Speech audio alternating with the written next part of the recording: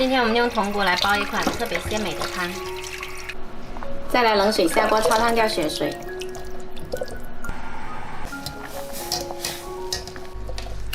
焯好了再清洗一遍。我们再来准备个砂锅，筒骨洗好了就放到砂锅里来，来加入适量清水，再来几片姜，然后来洗一小把干贝。加入干贝呢，煲出来的汤会特别鲜甜，连鸡精、味精那些都不需要放了。先大火煮开，再转小火煲1个半小时。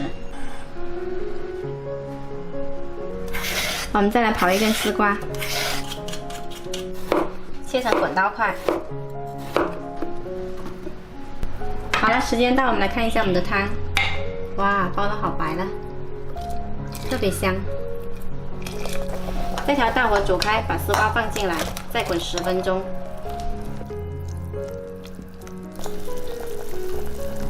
再加一点胡椒粉，再加1勺盐就可以喝啦。这款汤呢，煲出来汤色很浓白，然后特别的鲜甜。瑶柱本身呢，它有咸味，所以呢，你放盐的时候呢，先试一下，不要放太多。